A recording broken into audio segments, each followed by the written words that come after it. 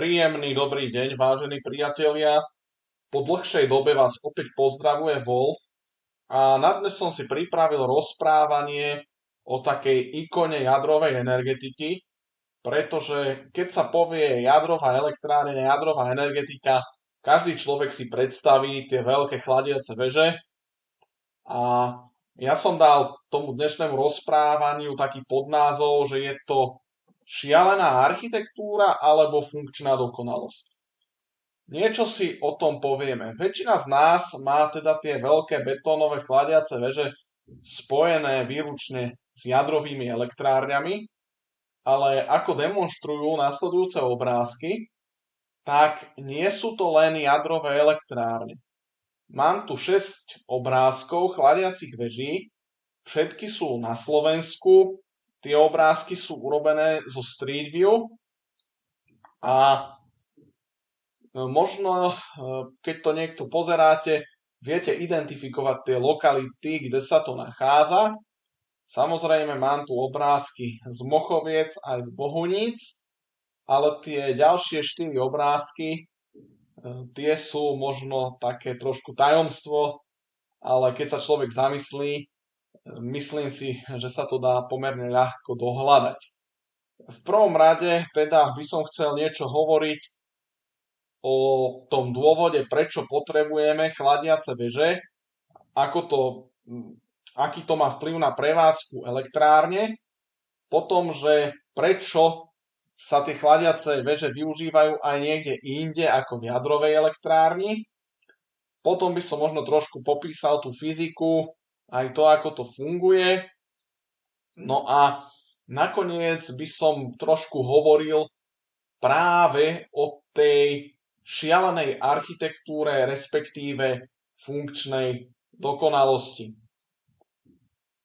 Spomínam si, ako mi jeden známy rozprával, ešte za študentských čias vlastne to bol taký spolužiak, ktorý s nami chvíľku študoval, lebo on nejako neskôr začal a potom sa k nám pripojil len na nejaké predmety a hovorí nám, že brigáduje v jadrovej elektrárni a že bol na nejakých skúškach BOZP, no tam bol nejaký ten predseda skúšajúci, ktorý sa niekoho pýtal, že ktorým smerom treba utekať v prípade nejakej havárie a ten skúšaný hovorí, že však samozrejme opačným smerom, ako sa šíri ten dym, a komisár povedal áno, veľmi správne.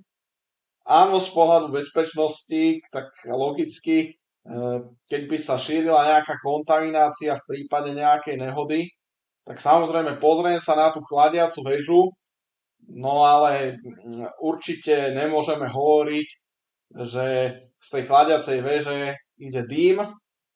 Štandardne by sme korektne mali povedať, v prípade tej jadrovej elektrárne je to vodná para. Prečo tam máme tie chladiace veže a ako oni fungujú? Tak oni fungujú v princípe na tom jednoduchom komínovom efekte. Niekedy tomu komínovému efektu hovoríme aj prirodzený ťah. Je to v podstate veľmi zjednodušene povedané vertikálny pohyb vzduchu alebo nejakých plynov alebo nejakých parovzdušných zmesí, prípadne vzduchu a prachových častíc, to je úplne jedno. A je to proste ich vertikálny pohyb v nejakých konštrukciách, ktorý je spôsobený rozdielom teplôt toho vzduchu, prípadne rozdielom hustvot toho vzduchu, prípadne to môžeme ešte pomenovať, že rozdielom tlakov toho vzduchu.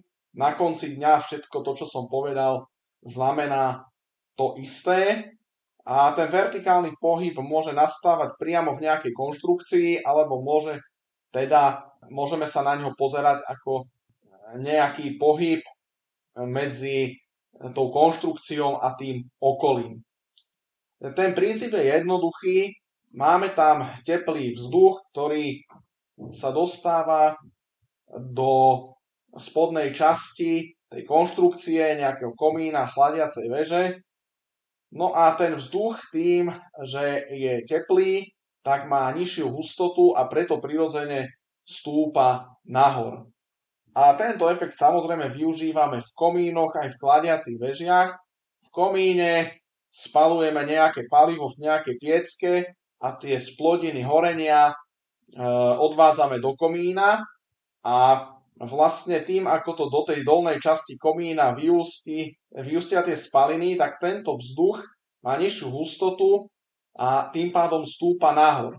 Ako sekundárny efekt, okrem toho, že tie splodiny odchádzajú, vlastne je, že ten kotol prirodzene nasáva čerstvý vzduch a tým pádom to horenie pokračuje ďalej. V chladiacej veži je to podobné, akurát my odvádzame nejaké odpadové teplo a ten teplý vzduch a vodná para, ktoré sa vytvárajú v tej spodnej časti tej chladiacej veže, tak opäť majú nižšiu hustotu, no a opäť ten vzduch, respektíve tá zmes toho vzduchu a tej vodnej pary prirodzene kvôli nižšej hustote stúpa nahor, no a zároveň na tých chladiacich vežiach tam dolu mávame takú tú mriežkovú štruktúru, kadiaľ sa tým pádom môže nasávať ďalší chladný vzduch, ktorý vlastne môžeme ohrievať tým odpadovým teplom, opäť sa ohreje a stúpa nahor. Takže takto to asi nejako funguje. Tento jav môžeme okrem iného pozorovať veľmi často aj v zime v nejakých vyšších budovách, kde sa kúri. Keď stojíme niekde pri vchode a niekto otvorí dvere, alebo dneska už sú tam tie fotobunky, sa otvoria automaticky, zrazu cítime obrovský prievan.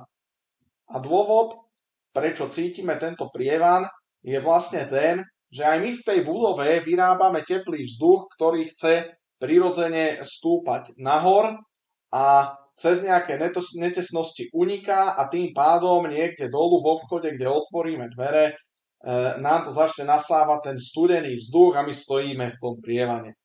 Poďme sa pozrieť trošku bližšie na komínový efekt v chladiacej veži. Na obrázku vidíme schému výroby elektrickej energie v jadrovej elektrárni. Je to nejaká obdobná schéma, pri akej som kedysi stál a prezentoval, ako tá elektrárne funguje. Takže máme ten primárny okruh, v ktorom máme tú vodu a keďže chceme mať taký pocit bezpečnosti, tak tú vodu držíme v primárnom okruhu, preháňame ju cez parogenerátory, kde cez teplovýmenné rúrky ohrieva vodu sekundárneho okruhu, no a tu v tom parogenerátore už priamo sa vyrába para a tu ženieme na turbínu, no a prejde turbínou, ochladí sa a opäť ju ženieme do parogenerátora.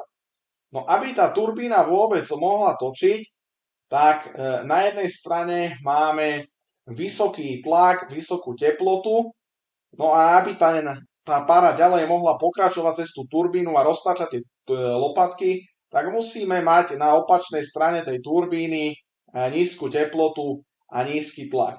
To docielime tak, že ten kondenzátor, do ktorého tá para postupuje, ochladzujeme ďalším okruhom, v tomto prípade už terciálnym okruhom, kde berieme vodu z rieky a vlastne tým udržujeme v kondenzátore dostatočne nízku teplotu a tým pádom máme tam na tej turbíne rozdiel tlakov, rozdiel teplôt a vďaka tomu sa tá para v sekundárnom okruhu môže poháňať tú turbínu.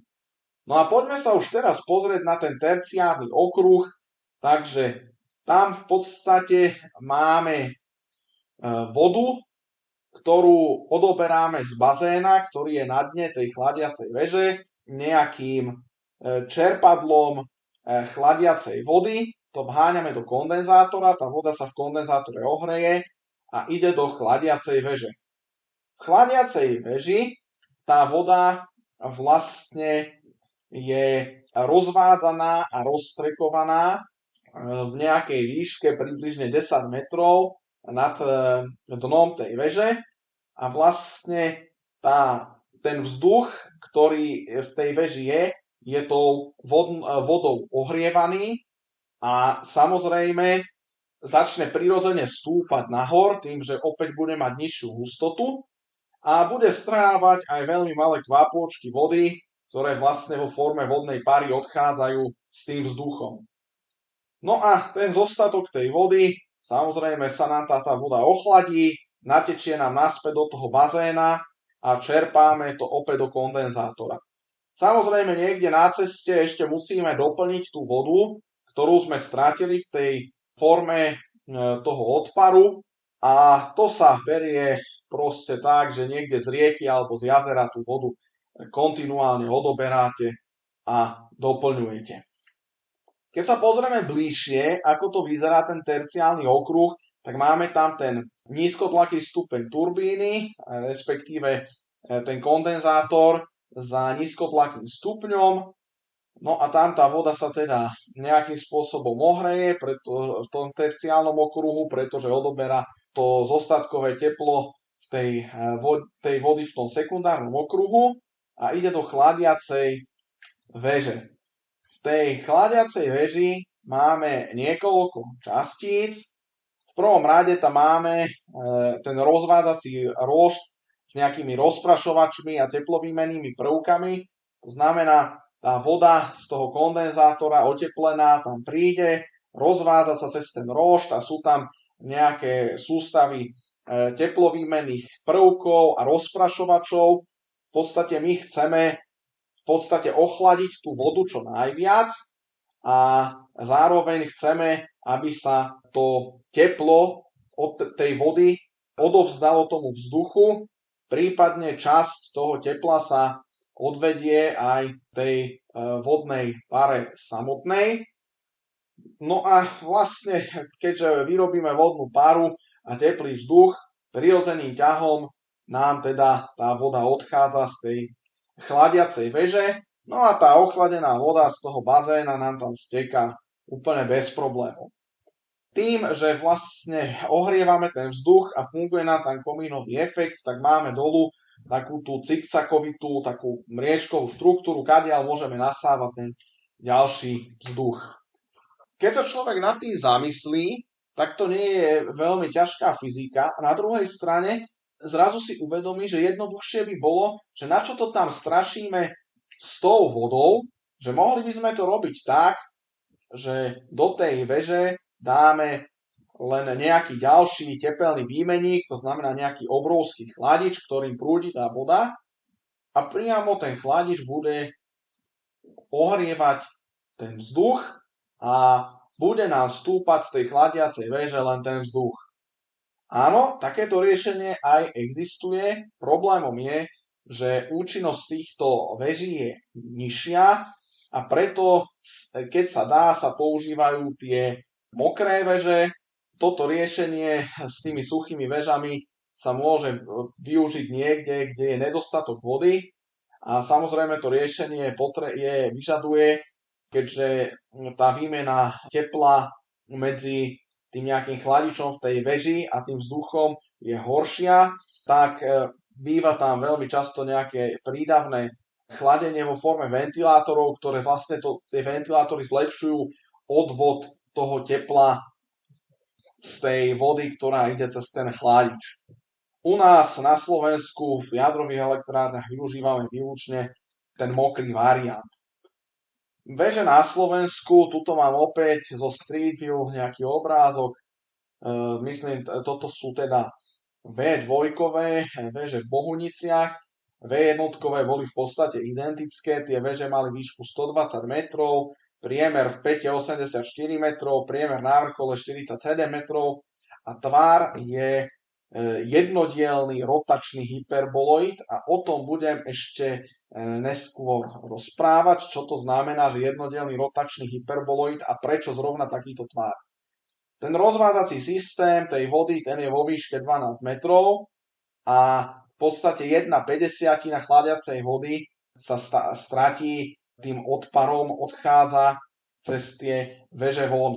1/50 sú 2/100, v preklade 2%, takže v podstate tú vodu, čo nám tam prúdi, tak 98% z tej vody sa opäť vráti naspäť do toho terciálneho okruhu, 2% odchádzajú a tie 2% musíte doplniť nejakou vodou z rieky alebo z jazera. Opäť teda tu mám ten obrázok, kde mám tých 6 fotiek tých chladiacich veží na Slovensku. Všetky vidíme, skutočne majú taký obdobný tvar, niektoré sú väčšie, niektoré menšie, nie je to dobre vidno na tom obrázku. Prečo máme takýto tvar? Tie chladiace veže sa kedysi trošilinku stavali inak. Ja som našiel, som už niekedy o tom počul, že v Nemecku, v Essene, to je približne 30 km od Düsseldorfu, je taký priemyselný komplex zachovaný, je to súčasťou UNESCO a od roku 1847 až do 1986 sa tam ťažilo uhlie a bola tam aj koksovňa, tu zatvorili v 1993, neviem kedy ju presne otvorili, nie je to dôležité, a bol to skutočne obrovský areál. A som pozeral, dá sa to nájsť na stránke, sú tam urobené v tom areáli priestory pre nejaké konferencie, kongresy, sú tam nejaké startupy a obdobné firmy. To nie je pre nás dôležité, je tam navyše, ako vidíte na obrázku, proste postavený nejaký bazén, kde sa dá kúpať v rámci toho areálu, ale je to zaujímavé, akože, ale z nášho pohľadu teraz to nie je dôležité. Z nášho pohľadu je dôležité, že sú tam zachované také prvé chladiace veže toho štandardného konceptu. Kedysi sa to robili klasické kvádre alebo válce, proste komínový efekt tam musí fungovať. Problém bolo, že bývali tie chladiace veže drevené alebo potom už neskôr aj železné, obložené drevom alebo azbestocementovými doskami. Z dnešného pohľadu ten azbest samozrejme je škodlivý, v tom čase to bol štandardný materiál, dosť odolný, určite odolnejší ako to železo samotné alebo to drevo. Takže životnosť týchto chladiacich veží samozrejme bola obmedzená a už vidíme tuto z tých obrázkov, že už tam je náznak toho dnešného tvaru. Keď sa na to pozrieme však, tak ten prierez, keby sme urobili ten rez, tak nie je kruhový, sú to v skutočnosti nejaké v úvodzovkách osenstené hyperboloidy.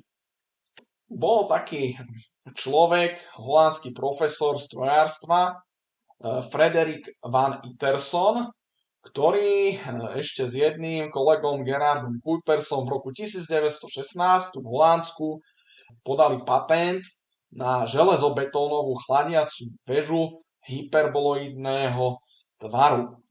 Keby sme hľadali na internete o klasických chladiacich vežiach niečo, tak veľmi často nájdete, že sú to veže typu Iterson alebo tak hovorovo Itersonky. Oni potom podali tie patenty aj v iných krajinách, podali ho aj v Anglicku, aj v USA.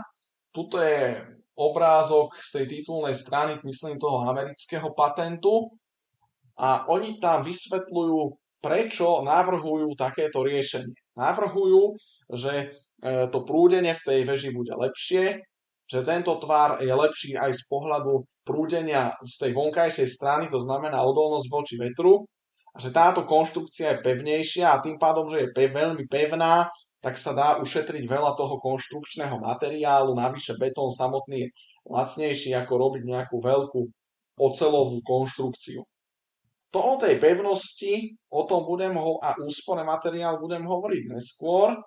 Poďme sa pozrieť na to prúdenie. Ja som poprosil AI, nech mi nájde trošilinku informácie o tom prúdení, že ako matematicky spočítať prúdenie v takejto chladiacej veži. Tak základné prúdenie vychádza z navier Stokesových rovníc. Priznám sa, za svojich študentských čias sme sa aj učili, ale dnes už by som mal trošilinku problém ich aj správne sformulovať. Samozrejme, musíme tam brať do úvahy ten komínový efekt. Musíme brať do úvahy vlastne dolu tie rozvádzacie rošty a rozprašovače, že ako veľmi sa tam tvorí tá para, ako veľmi sa tá voda ochladzuje, tým pádom ako sa otepluje ten vzduch tam. No a ešte je tam jedna vec, tá chladiaca väža má to zúženie, takže musíme tam brať do úvahy aj nejakú Bernoulliho rovnicu kontinuity. A v podstate v tej dobe bolo prakticky nemožné toto nejako rozumne počítať. Predpokladám, že aj preto existuje táto slávna fotka z tých holandských štátnych baní EMA, kde tá fotka sa dá dohľadať na internete, je to veľmi slávna fotka, aj na Wikipédii, toto je z Wikipédie, a tá fotka býva popisovaná ako postupný vývoj toho tvaru. To znamená, že nedá sa to veľmi dohľadať, ale vyzerá, že oni to skutočne robili, že to navrhli, že to bude dobré a hlavne oni to navrhli z toho hľadiska tej pevnosti a tak ďalej. A to, že sa zlepší prúdenie a tak ďalej, to len cítili. A táto fotka máva taký komentár, že to postupný vývoj toho tvaru.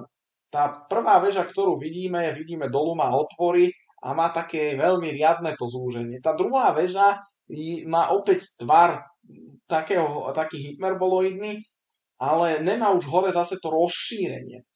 Tá tretia väža v pozadí je taká, že tá už sa dosť podobá tomu tvaru, ktorý dnes používame. Tieto väže už nestoja, niekedy v 80. rokoch boli už zbúrané, ale našťastie sa nám aspoň fotka zachovala. To, aký ten tvar má byť, už dnes vieme pomerne slušne spočítať. Tuto je vedecká publikácia. Páči sa mi aj ten názov Form follows function, to je veľmi krásne.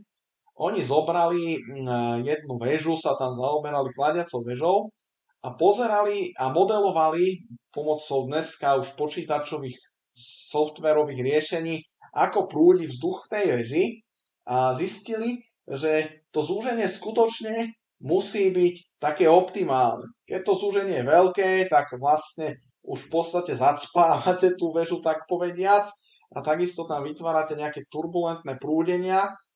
Keď to zúženie tam nie je, tak tá väža nejakým spôsobom funguje, ale keď sa tam to zúženie vytvorí, tak vlastne v tom zúžení nám musí narásť rýchlosť a vlastne to prúdenie celkovo sa tým pádom zlepší.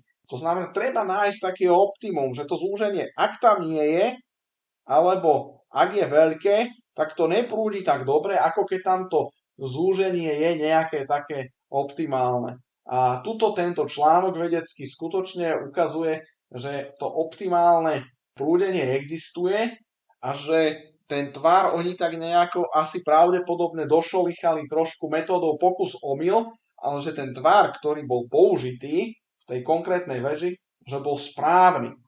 A potvrdili to aj matematicky. Tie rotačné hyperboloidy sa využívajú aj v architektúre, pekné tvary sú to samozrejme, ale oni majú aj nejaký význam, čo sa týka pevnosti takejto konštrukcie. Prvá taká dochovaná väža tohoto tvaru, bola to v podstate vodárenská väža v Rusku, v nejakom meste Polibino, priznám sa, neviem presne, kde to tam je. Bola postavená 1896. Potom taká ďalšia slávna väža je rozhlasová väža Šabulovka v Moskve. Obe navrhol Vladimír Šukov. On je slávny takýmito väžami a strašne veľa väží sa podľa jeho návrhov postavilo.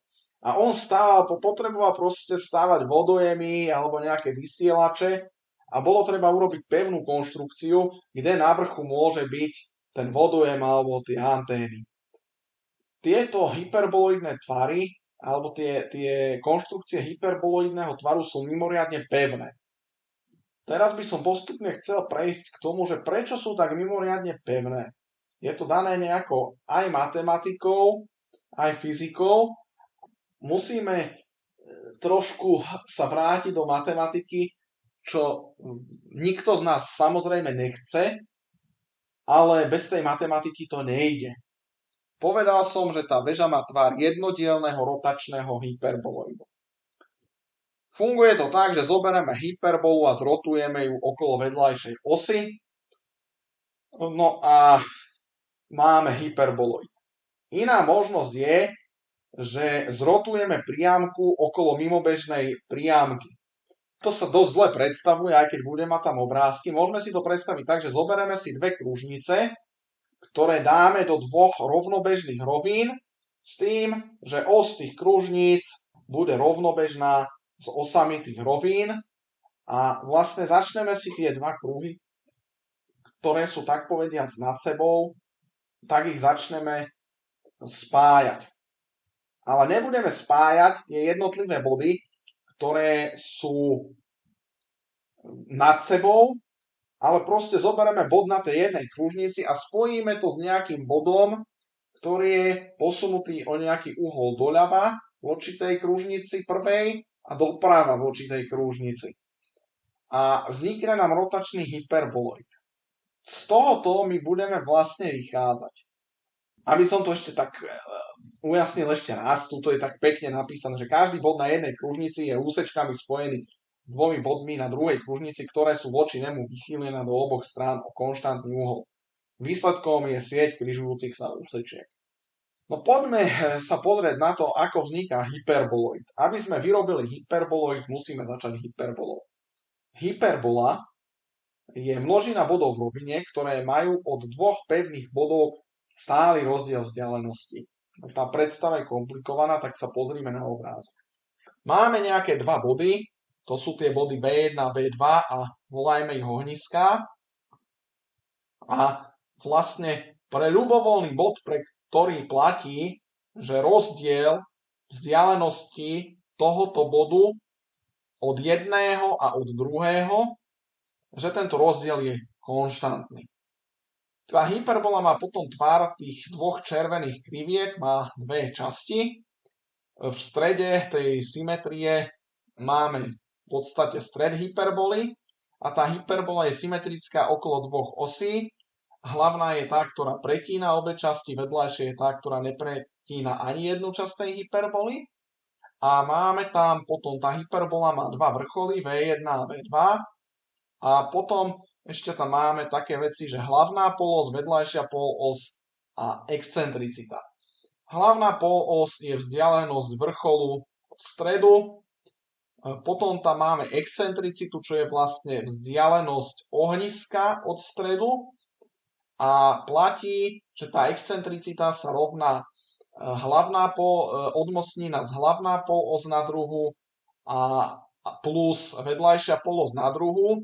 Znamená, v skutočnosti veľkosť tej vedľajšej polosy spočítame z tej excentricity a veľkosti tej hlavnej polosy a ona nám slúži na to, aby sme zostrojili asymptoty, to sú tie dve priamky šikmé, čo tam máme a vlastne hyperbola týmto asymptotám postupne konverguje. To znamená, približuje sa k ním a nikdy sa ich nedotkne. Toto máme zväčšené, myslím si, že to môžeme preskočiť. No a poďme sa pozrieť na to, ako tú hyperbolu vlastne vyrobiť a aké sú tie parametre jednotlivé. Poďme z tej definície, že je to množina bodov v rovine, ktoré majú od dvoch pevných bodov stály rozdiel vzdialenosti. Poďme spočítať ten stály rozdiel tých vzdialeností. Zoberme si nejaký ľubovoľný bod, ktorý tam máme, aby sa nám dobre spočítal ten rozdiel vzdialenosti. No samozrejme, logicky je dobré počítať tie vzdialenosti na priamke, tak si povedzme, zoberme vrchol V2 a spočítajme jeho vzdialenosť od B2 a od B1 a spočítajme si ten rozdiel, že koľko by mal byť. Takže vzdialenosť B2 od B2 je vlastne z toho obrázku excentricita mínus veľkosť hlavnej polosy, to je C minus A.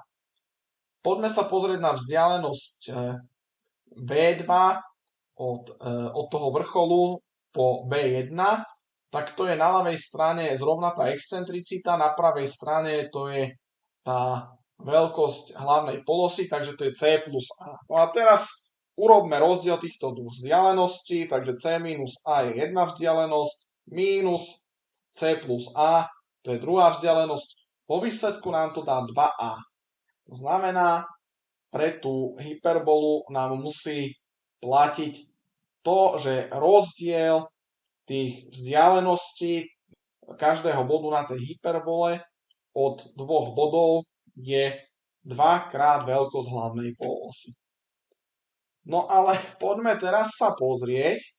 My sme teraz stanovili, že aká má byť tá veľkosť. No a teraz sa poďme pozrieť, že či vieme nejako rozumne matematicky popísať tú krivku už celú. Takže musíme si stanoviť v podstate nejaký ľubovoľný bod a pre každý ten bod vedieť sformulovať tú rovnicu. Aby sa to dobre robilo, tak predpokladajme, že stred tej hyperboly má súradnice x rovná sa 0, y rovná sa 0 a budeme teraz počítať veľkosť tej vzdialenosti pomocou súradníc pre v podstate ľubovoľné súradnice x, y. Takže ja som tam vybral nejaký bod P a ideme spočítať vzdialenosť od bodu B2. Keď si to nakreslíme, tak vlastne tá vzdialenosť je veľkosť prepony v tom hnedom pravouhlom trojuholníku vpravo, ktorý je pod tou modrou šípkou, ktorá teda je tá prepona a ten trojuholník pravouhlý, tak vlastne z veľkosti tých odvesien by sme vedeli spočítať veľkosť tej prepony. Tak sa poďme na to pozrieť. Začneme s x-ovou súradnicou, tak ten bod P má určite súradnicu x, nejakú všeobecnú, ju nevieme, ale tá veľkosť tej odvesny v tom x-ovom smere je vlastne x-ová súradnica mínus tá súradnica toho bodu B2 a to je v skutočnosti C z toho obrázku, lebo S má 0, takže ten bod B2 má súradnicu C. Takže urobíme rozdiel súradníc x pre ten bod P minus C pre ten bod B2 a máme veľkosť tej jednej odvesny. Tá druhá odvesná, tamto je jednoduchšie, lebo tá má len súradnicu y. No a teraz chceme veľkosť, takže veľkosť tej odvesny je y a veľkosť tej vzdialenosti vypočítame z Pythagorovej vety, to znamená x minus c na druhu plus y na druhu. Podobným spôsobom si môžeme zadefinovať aj nejaký pravouhlý trojuholník pre ten bod P1 a vyjadriť si tú vzdialenosť. No a teraz ideme urobiť, že rozdiel tých vzdialeností by mal byť konštantný. No pozor, ale teraz ako urobiť ten rozdiel tých vzdialeností? Lebo to môžeme odčítať jednu vzdialenosť minus druhú, alebo druhú minus prvú. A obe by mali rovnať sa 2a. Keď si to tu napíšeme, tak v tom prvom prípade máme jedna vzdialenosť minus druhá, v druhom prípade druhá minus prvá a v oboch prípadoch sa to rovná 2a. No ale ak by som tú celú rovnicu, jednu z nich, jedno či prvú alebo druhú, prenásobil minus jednotkou a tým pádom som na ľavých stranách rovnice získal to, čo vidím tam dolu, tú čiernu časť, tie dve odmocniny. No ale aby som tie rovnice mohol spojiť, tak na pravej strane už musím mať plus minus 2a. Samozrejme, mohol by som tu každú z tých rovníc, aj tú prvú, aj tú druhú, robiť s ňou separátne, ale má prakticky význam si ich takto spojiť a mať na pravej strane plus minus 2a. Ak bude potrebné, tak si to kedykoľvek môžeme znovu rozdvojiť alebo sa vrátiť sem, ale ako uvidíme, je dobré si to takto zboriť.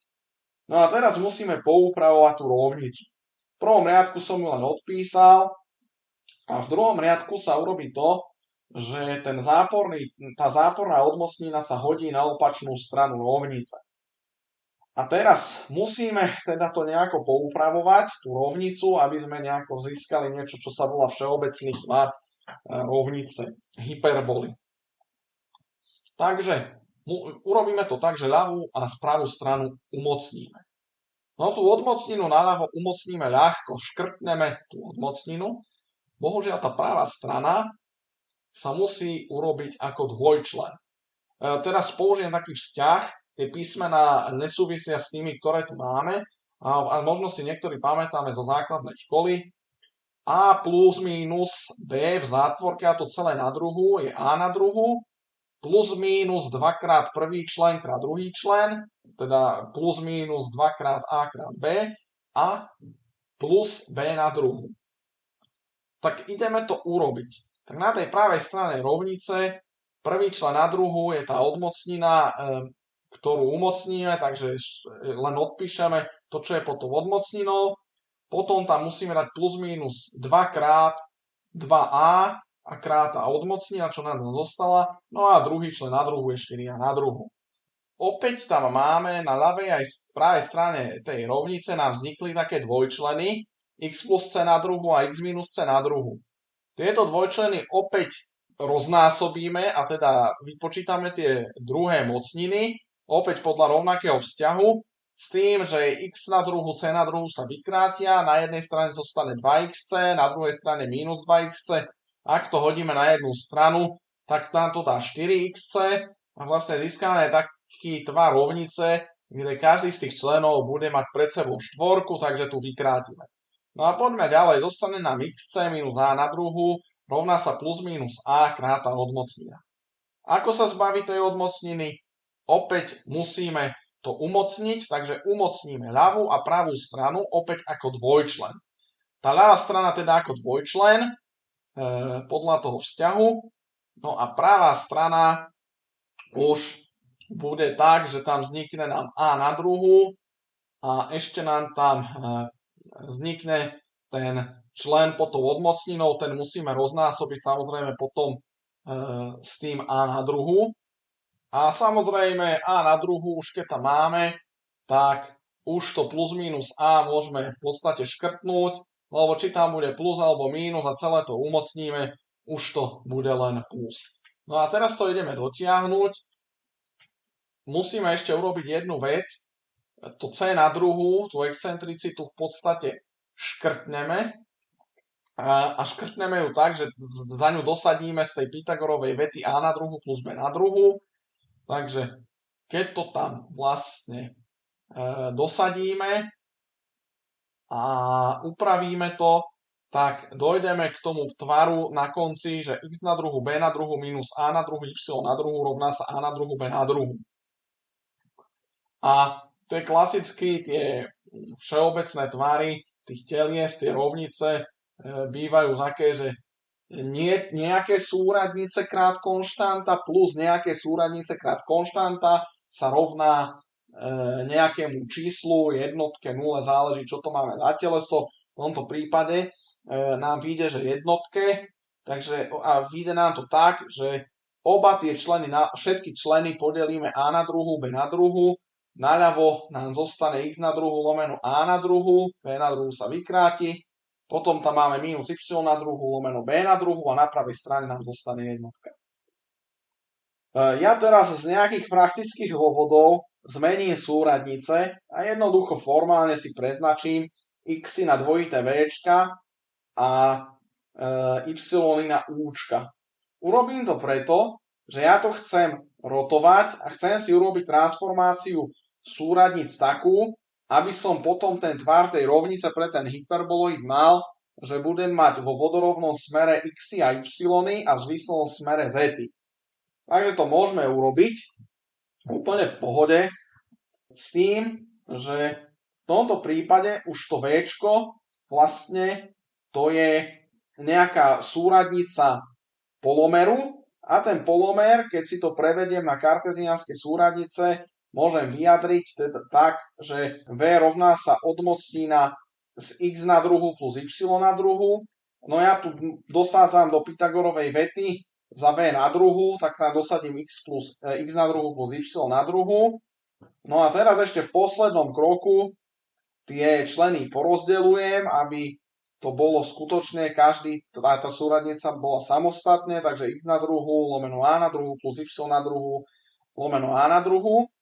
No a potom tam dám mínus z na druhu lomeno b na druhu, lebo už teraz som si šikovne tú súradnicu u nahradil z-ovou.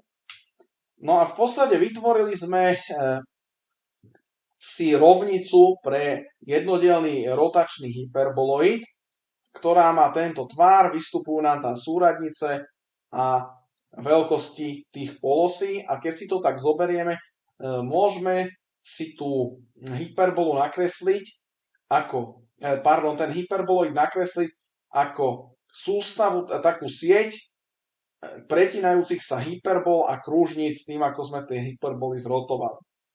Toto je pekné, ale ten praktický význam tohoto tvaru sa prejaví až neskôr, keď dokážeme, že to je priamková plocha. Samozrejme teraz pozorný človek si všimol, že môžeme to rotovať aj okolo tej druhej osy, tú hyperbolu. No ale vznikne nám tým pádom dvojdielny rotačný hyperboloid a ten pre nás v tomto prípade nemá nejaký špeciálny význam z pohľadu chladiacich veží, takže také existuje, ale nás teraz bude zaujímať ten jednodielny rotačný hyperboloid. Prečo hyperboloid?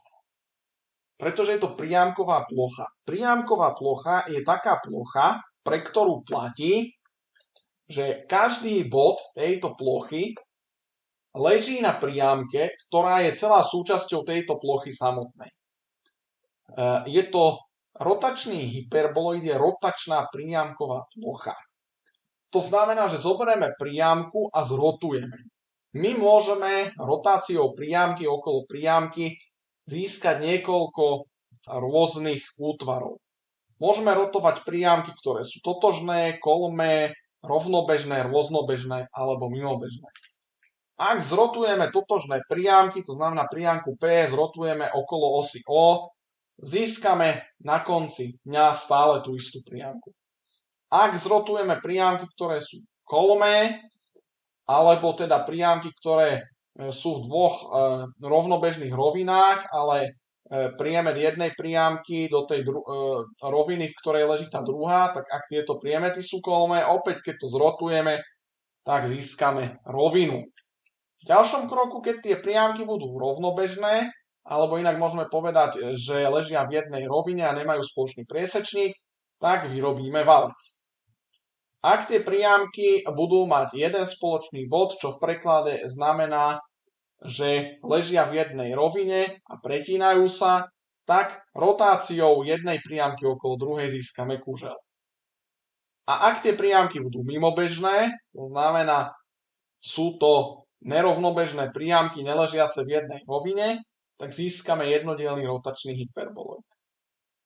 Obrázok vyzerá byť pekný, otázkou však je, ako dokázať, že to skutočne je to isté teleso ako ten hyperboloid, ktorý sme odvodili z tých hyperbol. Tak máme súradnice x, y, z a nejakými komplikovanými spôsobmi sme vyrobili hyperboly, tie sme zrotovali a vyrobili sme rovnicu, ktorá popisuje rotačný hyperboloid. Teoreticky by malo byť možné tie súradnice, ktoré popisujú ten hyperboloid x, y, z, previesť na nejaké rovnice priamok a z tých rovníc sa potom dostať k tej finálnej rovnici pre rotačný hyperboloid. Niektorí si možno pamätajú, že rovnica priamky klasicky rovná sa y rovná sa kx plus q. To je keď máme dve súradnice. Problém je, že v priestore sa nedá takáto rovnica sformulovať. Máme potom dve možnosti. Skúsiť si vymysleť nejakú inú konštrukciu pre nejaké všeobecné vyjadrenie alebo použiť parametrické vyjadrenie priamky. Parametrické vyjadrenie vidíme tu. To funguje tak, že máme definovaný bod a smerový vektor a vlastne platí, že ten bod vypočítame tak, že zoberieme nejaký počiatočný bod A, vieme veľkosť smerového vektora a prenásobíme každú zložku toho smerového vektora nejakou konštantou a získame súradnice a teda týmto to pripočítame k súradniciam toho bodu a máme súradnice nového bodu. Po zložkách to vidíme tam nižšie, to znamená x, nová súradnica x sa rovná počiatočná plus nejaká konštanta krát veľkosť toho smerového vektora. Ja sa priznám, ja nevidím, akým spôsobom sa dostať z týchto rovníc k tomu tvaru tej rovnice toho rotačného hyperboloidu. Dá sa to urobiť trošilingu takým ofukom, že nájdeme všeobecné vyjadrenie priamky, všeobecnú rovnicu. Bohužiaľ, v tom priestore sa to nedá urobiť jednou rovnicou, ale dá sa to urobiť tak, že nájdeme že tú priamku zadefinujeme ako priesečnicu dvoch nerovnobežných rovín. Tuto vidíme ten klasický predpis pre rovinu, to znamená, máme tam nejaké normálové vektory tých rovín A1, B1, C1, D1, A1, B1, C1, máme tam súradnice x, y, z a máme tam ešte nejakú teda tú konštantu D1 a vlastne tie súčty, ako tam vidíme, sa musia rovnať 0. Dobre, všeobecné vyjadrenie priamky vyzerá, že by mohlo existovať, ale ja teraz si nie som úplne istý, akým spôsobom nejako odhadnúť nejaké takéto parametre dvoch rovín, aby sme z toho vyrobili tú rovnicu rotačného hyperboloidu. V skutočnosti pôjdeme od konca. Pokúsime sa dokázať, že tá rovnica rotačného hyperboloidu, ktorú sme už odvodili, sa dá previesť na nejakú sústavu rovnic, ktorá by popisovala sústavu priamok. Robí sa to následovne. Zoberiem tú pôvodnú rovnicu pre ten rotačný hyperboloid a ten jeden kladný člen, ktorý tam mám, to znamená ten x-ový alebo y-ový naľavo, hodím ho na pravú stranu. A v podstate získam taký tvar rovnice, že naľavo mám výraz na druhu mínus nejaký výraz na druhu a napravo mám 1 mínus nejaký výraz na druhu. A výhodné je to preto, že aj jednotka je nejaký výraz na druhu. Jednotka môžeme brať, že to je 1 na druhu. Potom môžeme použiť taký vzťah zo základnej školy, opäť použijem A a B, ale myslím tým A a B v tom vzťahu, ktorý je z tej základnej školy, nie tie A a Bčka, ktoré tu máme, že A na druhu minus B na druhu sa dá prepísať ako A plus B krát A minus B. Alebo inak povedané, jeden člen na druhu minus druhý člen na druhu sa dá vyjadriť ako súčin 1 plus druhý člen, celé v zátvorke, krát jeden člen mínus druhý člen. A to som tu urobil na ľavej aj na pravej strane a získal som takú novú rovnicu. Táto rovnica samozrejme stále platí, ak platí tá pôvodná rovnica pre ten daný hyperboloid.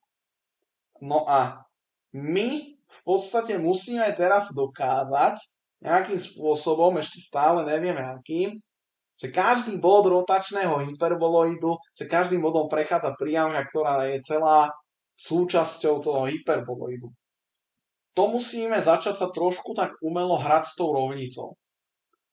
Keďže tá ľavá a pravá strana rovnice sa musia rovnať, pretože platí tá pôvodná rovnica pre ten hyperboloid, tak všeobecne by mohlo platiť, že ku každému členu na ľavej strane rovnice, ku každému súčiniteľu, vieme priradiť jeden člen na tej druhej strane rovnice a proste ku každému členu naľavo nájdeme jeden napravo a nič nám nezvýši ani nebude chýbať. To vieme v princípe urobiť dvomi spôsobmi, že prvý člen naľavo sa bude rovnať prvému členu napravo a druhý člen naľavo sa bude rovnať druhému členu napravo. To znamená, musíme dokázať, že všeobecne ten červený člen naľavo sa rovná červenému napravo a fialový naľavo sa rovná fialovému napravo. Alebo tiež môžeme dokázať tie rovnosti tých členov inak, že prvý naľavo sa rovná druhému napravo, respektíve zelený zelenému a zároveň druhý naľavo sa rovná prvému napravo, to znamená hnedý hnedému. Keď sa na tým zamyslíme, keď za x, z, a, b a y dosadíme nejaké cifry, tak niečo by nám z toho, tak povediac, malo vyliesť. A malo by vyliesť, že každá tá zátvorka, akú tu máme, bude nejaké číslo. A teraz otázka, prečo by sa to červené číslo naľavo, ten červený výraz naľavo mal rovnať červenému výrazu napravo? No, pravda je, že nemusí, ale treba povedať, že aj naľavo aj napravo nám vyjde nejaké číslo. A čo treba urobiť s jedným z tých čísel, aby sa to rovnalo tomu druhému číslu? No prenásobím ho iným vhodným číslom. Takže urobím taký ofuk, že zoberiem napríklad ten červený člen na pravej strane a prenásobím ho nejakou konštantou lambda, tak, aby som na pravej strane dostal číslo, ktoré sa rovná tomu červenému výrazu naľavo. No ale aby bola zachovaná tá celá rovnica a tá celá rovnosť, tak musím na tej pravej strane, prenásobil som ju nejakou vhodnou konštantou lambda, zároveň tú celú pravú stranu podeliť tou konštantou lambda. No a samozrejme, že ak platí tá celá rovnica a zároveň platí, že ten červený člen naľavo sa rovná tomu červenému napravo aj s tou lambdou, no tak samozrejme musí aj platiť, že ten fialový člen naľavo sa rovná tomu fialovému členu napravo s tou lambdou. Podobne to môžeme urobiť aj s tou druhou rovnicou, že proste tie členy napravo prenásobíme vhodnými konštantami tak, aby sme dostali, že hnedý člen naľavo sa rovná hnedý člen napravo krát to nejaká konštanta mi a potom zelený člen naľavo sa musí rovnať zelenému členu napravo, ktorý bude prenásobený prevrátenou hodnotou mi. No a vlastne my teraz zoberieme každú z tých rovníc, ktoré sme získali a začneme riešiť separátne tie rovnosti tých červených členov, tých fialových členov, tých hnedých členov a tých zelených členov. Ak dáme do rovnosti tie červené členy, vznikne nám jedna rovnica, ak dáme do rovnosti tie fialové druhá rovnica a ak to upravíme, tak zistíme, že sme získali dve rovnice, pričom je to konštanta krát x, konštanta krát y, konštanta krát z a nejaká konštanta. A to je rovnica roviny. A vyrobili sme dve rovnice dvoch rovín. Znamená, my sme vlastne dokázali previesť tú rovnicu toho rotačného hyperboloidu na rovnicu dvoch rovín. To je super, lebo sme získali sústavu rovníc pre dve roviny. Pričom je to vlastne len veľmi vhodne upravená tá rovnica toho rotačného hyperboloidu. No ale my toto môžeme urobiť aj s tou druhou pôvodnou rovnicou, ktorú sme tam vyrobili. Získame podobnými úvahami druhú sústavu dvoch rovníc. Teraz máme problém. Vyrobili sme dve sústavy. Čo teraz? A ten problém sa dá pomerne pohodlne vyriešiť, keď sa pozrieme tuto na obrázok, kde vlastne sme našli tú sústavu, pričom tá jedna sústava sú vlastne tie červené priamky, ktoré máme na obrázku. Tá druhá sústava sú tie modré priamky. A keby sme si to chceli predstaviť, tak vlastne my zoberieme nejaký bod na tej jednej kružnici, povedzme na tej spodnej, ktorú tam máme, a začneme to spájať úsečkami alebo priamkami s bodmi na tej druhej kružnici, ale ktoré sú posunuté na tej kružnici o nejaký konštantný uhol alebo konštantnú vzdialenosť. A ak ideme na jednu stranu, tak to je tá jedna sústava, ak na druhú stranu, tak je to tá druhá sústava. No a to, čo sme vyrobili, je, že my sme vlastne zistili, že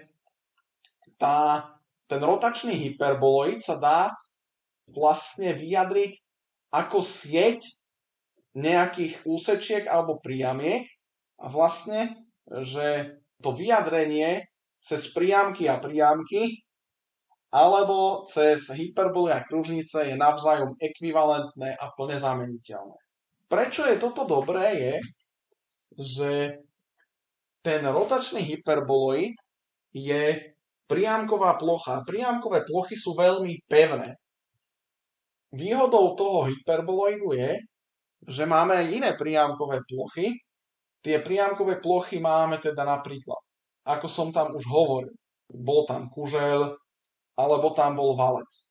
Ale tieto priamkové plochy, ten kužeľ aj valec, to sú tzv. Rozvinuteľné priamkové plochy. Zatiaľ čo hyperboloid je nerozvinuteľný. Inak povedané, nedá sa rozvinúť do roviny bez toho, aby ste niečo dokrčili alebo ponaťahovali. Alebo keby sme si to chceli tak predstaviť, nedá sa ten hyperboloid vyrobiť ako vystrihovačka, to znamená vystrihnúť z papiera a nejako zrolovať. Táto vlastnosť tomu hyperboloidu dodáva ohromnú pevnosť. A práve preto sa začali využívať v tých konštrukciách tie rotačné hyperboloidy, pretože tá konštrukcia bola mimoriadne pevná. To vidíme nielen na tých konštrukciách Vladimíra Šukova, ale vidíme to napríklad tuto.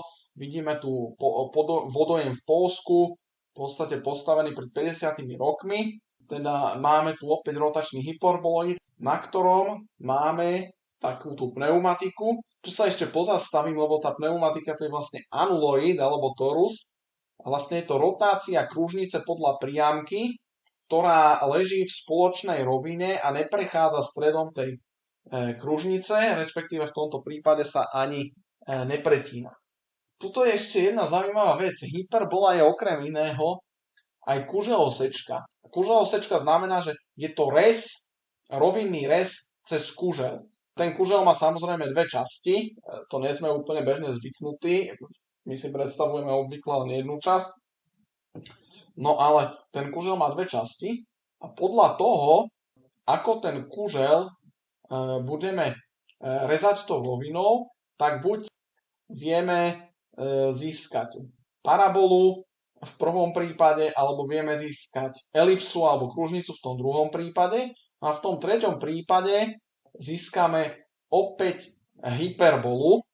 A tú hyperbolu získame, keď ten rez je taký, že tá rovina zviera s osou kužela uhol menší, ako je uhol medzi osou kužela a priamky, ktorej rotáciou kuželová plocha vznikla.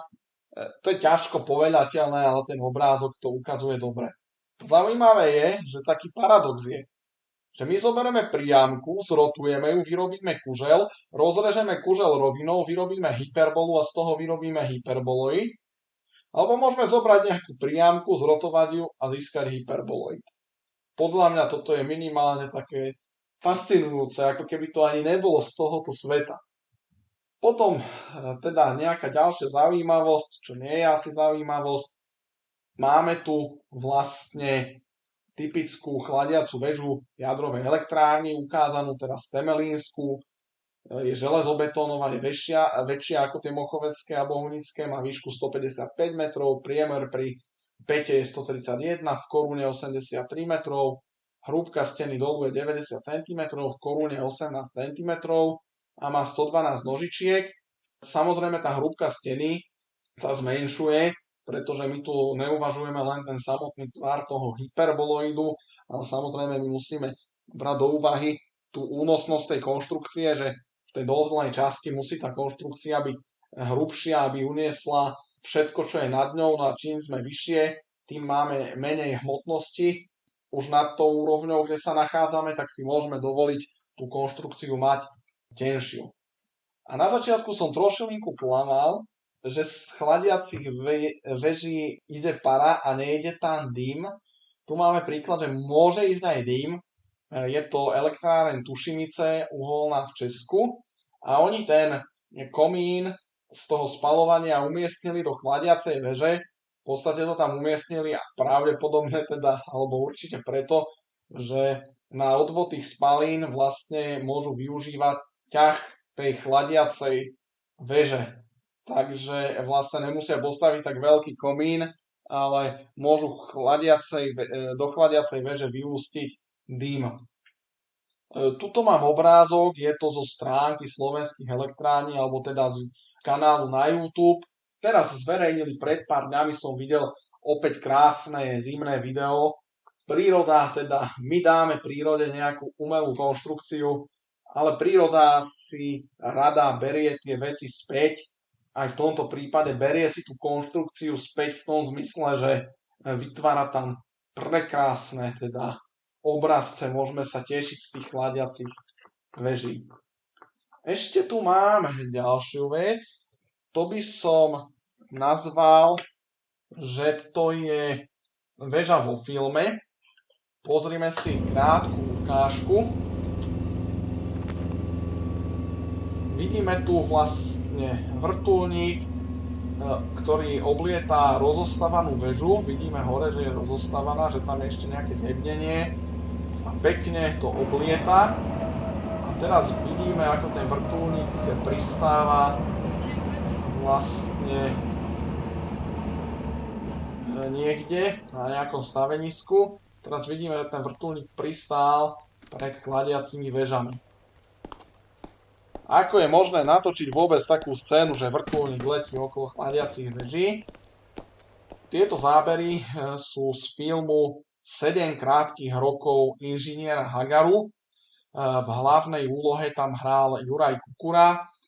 Napísal ten scenár samozrejme Jaroslav Dietl. Čo sa týka, ten dej hovorí o nejakom mladom, ambicióznom inžinierovi, ktorý došiel z vojny a bol prevelený na stavbu jadrovej elektrárne. Je to vysoký socialistický realizmus, to znamená spor medzi dobrým a ešte lepším.